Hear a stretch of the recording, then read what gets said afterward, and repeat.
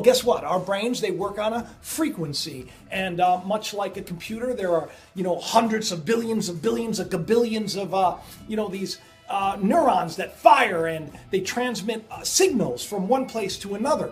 So as I'm talking and I'm moving my hands, there's a signal that's being sent from my brain down to my hands. Well, guess what? Today, people are trying to hack the human brain.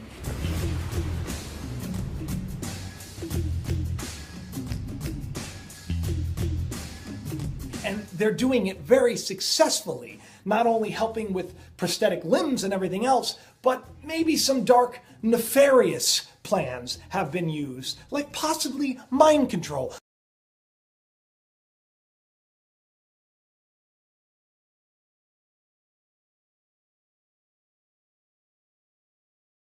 Okay, so, to say that our brain works like a computer is kind of an understatement.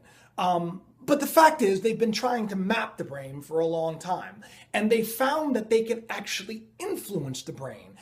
Really, it's about signals, right? Transmitting the right signals to the brain. Like, for example, you can actually take magnetic impulses and you can mess with somebody's head so they can't speak, they can't think, they can't move their arms, it's crazy stuff.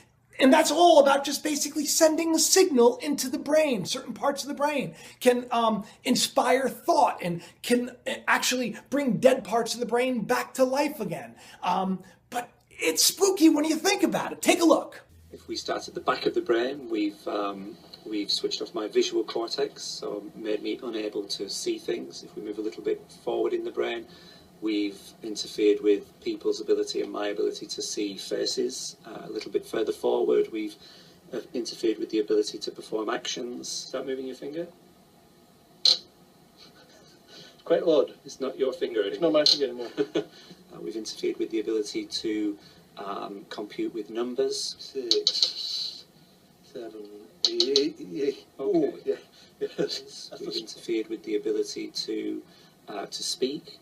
London Bridge, London Bridge is falling down.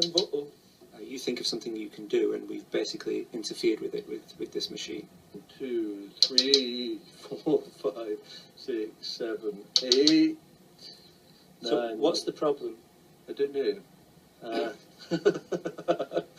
Now that's one thing, but what about actually impacting the way somebody moves? Like, can you log into somebody? Can you hack their brain and make them move? Can you tap into their nervous system and get them to flail their body parts for no apparent reason? Guess what? You can. And it doesn't take much. I mean, we're talking simple little wires. Take a look. You're going to stand right here. So when you're moving your arm like this, your brain is sending a signal down to your muscles right here. I want you to move your arm as well. All right, so your brain is going to send a signal down to your muscles. And so it turns out that there is a nerve that's right here that runs up here that innervates these 3 fingers. And it's close enough to the skin that we might be able to stimulate that. So that we can do is copy your brain signal that's going out to your hand and inject it into your hand so that your hand will move when your brain tells your hand to move. And so in a sense, she will take away your free will, and you will no longer have any control over this hand, okay? You with me? All right, so I just need to hook you up. All right, so I'm going to find your ulnar nerve, which is probably right around here. You don't know what you're signing up for when you come up and... So now I'm going to move away, and I'm going to plug it into our human-to-human interface over here. Okay, so Sam wants you to squeeze your hand again. All right, do it again. All right, perfect. So now I'm going to hook you up over here so that you get the stimulus. It's going to feel a little bit weird at first. This is going to feel like a... when you lose your free will and someone else becomes your agent, it does feel a bit strange. So I want you to relax your hand. All right, and Sam, you're with me? All right, so you're gonna squeeze. I'm not going to turn it on yet, so go ahead and give it a squeeze. All right. So now, are you ready, Miguel? Ready as I'll ever be. Okay, so I've turned it on, so go ahead and turn your hand. Do you feel that a little bit? Okay, do it again.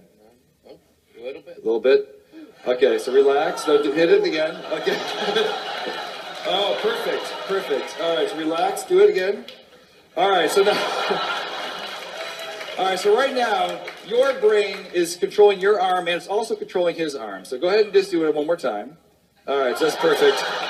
So now, what would happen if I took over my control of your hand? And so just relax your hand. What happens? Nothing. Why not? Because the brain has to do it. Now you do it again. All right, that's perfect. So you see there, one person thought it, and the other person acted it out. There was no free will there. He couldn't stop his arm from flinching around because his body was hacked for a moment. Oh, now with wires, of course. But we all know that you don't really need wires anymore. Most of us are wireless anyway. So the question becomes, are we capable today of changing a person's perception? Can we somehow send a signal to get them to, I don't know, can we get people to hear things? Can we get people to do things? Can we read people's thoughts? Well, guess what? Studies say you can. And it begs the question, all these terrible mass shootings that we see, like in Aurora, where that troubled kid James, where he went and he killed all those people. You know, he was classified as a schizophrenic. But I mean, is it possible? You know, is it possible that his brain could have been hacked and that he was told to do these certain things? Well, is it possible for our brains to be hacked? Yeah, and they've been working on this for quite some time. Not just neuroscientists, but the government as a whole.